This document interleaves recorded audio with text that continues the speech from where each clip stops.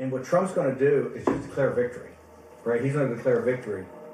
But that doesn't mean he's the winner. He's just going to say he's the winner. The Democrats, more of our people vote early that count. Theirs voted mail. And so they're going to have a natural disadvantage, and Trump's going to take advantage of it. That's our strategy. He's going to declare himself a winner. So when you wake up Wednesday morning, it's going to be a firestorm. Also, if Trump is losing by 10 or 11 o'clock at night, it's going to be even crazier. No, because he's going to sit right there and say they stole it. Agree. I'm directing the Attorney General to shut down all ballot places in all 50 states. It's going to be no. He's not going out easy. If Biden's winning, Trump is going to do some crazy shit.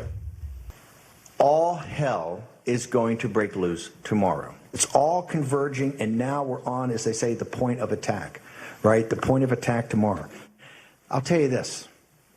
It's not going to happen like you think it's going to happen, okay? It's going to be quite extraordinarily different.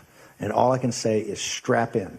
You have made this happen, and tomorrow it's game day. So strap in. Let's get ready. I really do suspect it will still be up in the air. But when that happens, the key thing to do is to claim victory. Possession is 9/10 of the law. No, we won. Fuck you. Sorry, over. We won. Yeah. You're wrong. Fuck you. ABC. I said fuck the Lord and let's get right to the violence. That's what I'm saying. It's no fault. Start smashing pumpkins, if you know what I mean. We were getting ready to win this election. Frankly, we did win this election. We won all. Voting to stop. There wasn't a chance of him winning.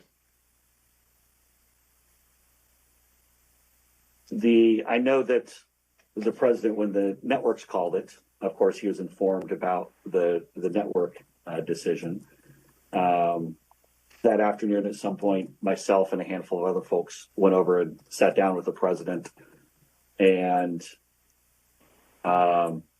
communicated that the odds of us prevailing in legal challenges were very small. You know, after the election, as of November 7th, in your judgment, what were the chances of President Trump winning the election?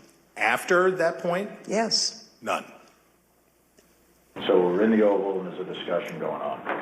And the president says, I think it could have been Pompeo, but he says words to the effect of, yeah, we lost. We need to let that issue go to the next guy, meaning President Biden. I remember maybe a week after the election was called, I popped into the Oval just to give the president the headlines and see how he was doing. And he was looking at the TV and he said, "Can you believe I lost to this effing guy?"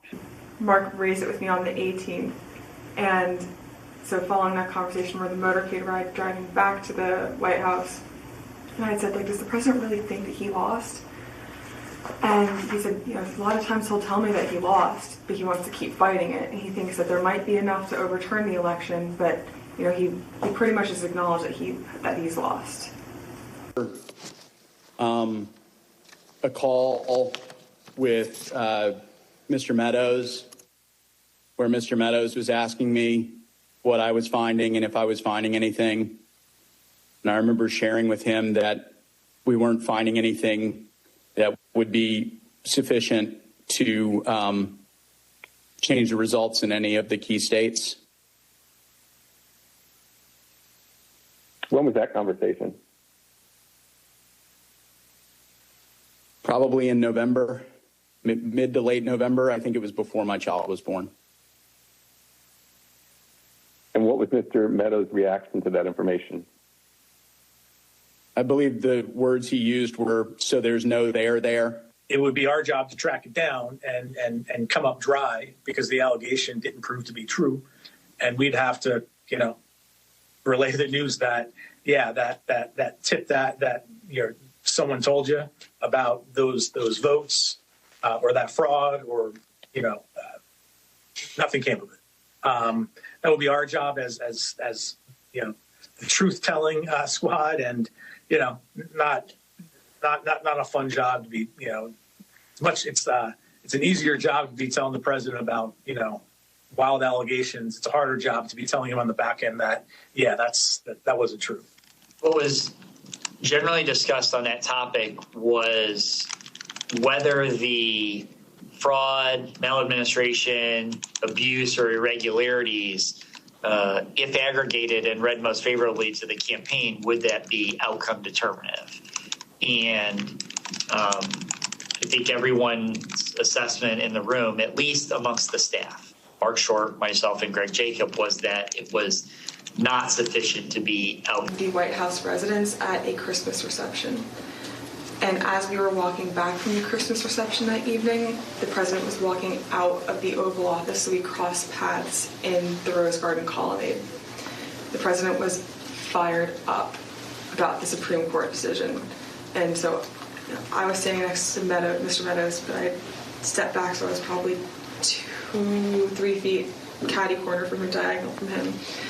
The president's just raging about the decision and how it's wrong and why didn't we make more calls, and just his typical anger outburst at this decision. And the president said he had said something to the effect of, "I don't want people to know we lost Mark. This is embarrassing. Figure it out. We need to figure it out." But if your question is, did I believe he should concede the election at a point in time? Yes, I did. December 14th was the day that the states certified their votes and sent them to Congress. And in my view, that was the end of the matter. I didn't see, I thought that this would lead inexorably to a new administration. I told him that my personal viewpoint was that the Electoral College had met, which is the system that our country is set under to elect a president and vice president. And I believed at that point that the means for him to pursue litigation was probably closed. And you recall what his response, if any, was? He disagreed. On the 13th, we spoke, I believe, on the 14th, in which I conveyed to him that I thought that it was time for him to acknowledge that President Biden had prevailed in the election. But I communicated to the president that when that legal process is exhausted and when the electors have voted, that's the point at which that outcome needs to be expected. I told him that I did believe, yes, that once those legal processes were run, if fraud had not been established that had affected the outcome of the election, that unfortunately I believed that what had to be done was concede the outcome. Sense that I saw absolutely zero basis for the allegations. I told them that it was crazy stuff, and they were wasting their time on that. And it was doing a grave disservice to the country. We have a company that's very suspect. Its name is Dominion. With the turn of a dial or the change of a chip, you can press a button for Trump, and the vote goes to Biden. What kind of a system is this? We definitely talked about Antrim County again. That was sort of done at that point because the hand recount had been done and all of that. But we cited back to that to say, this is an example of what people are telling you and what's being filed in some of these court filings that are just not supported by the evidence. And this is the problem. The problem is people keep telling you these things and they turn out not to be true. In addition, there is the highly troubling matter of Dominion voting systems. In one Michigan county alone, 6,000 votes were switched from Trump to Biden, and the same systems are used in the majority of states in our country. I went into this and would, tell them how crazy some of these allegations were and how ridiculous some of them were. I'm talking about some of them like, more absentee votes were cast in Pennsylvania than there were absentee ballots requests. Stuff like that was just easy to blow up. There was never an indication of interest in what the actual facts were. There were more votes than there were voters. Think of that. You had more votes than you had voters. That's an easy one to figure. And it's by the thousands. Then he raised the big vote dump, as he called it, in Detroit. And that, he said people saw boxes coming into the counting station at all hours of the morning. And I said, Mr. President, there are 630 precincts in Detroit, and unlike elsewhere in the state, they centralized the counting process, so they're not counted in each precinct. They're moved to counting stations, and so the normal process would involve boxes coming in at all different hours. This is Michigan. At 6:31 in the morning, a vote dump of 149,772 votes came in unexpectedly. With regard to Georgia, we looked at the tape, we interviewed the witnesses. There is no suitcase. The president kept fixating on this suitcase that supposedly had fraudulent ballots and that the suitcase was rolled out from under the table.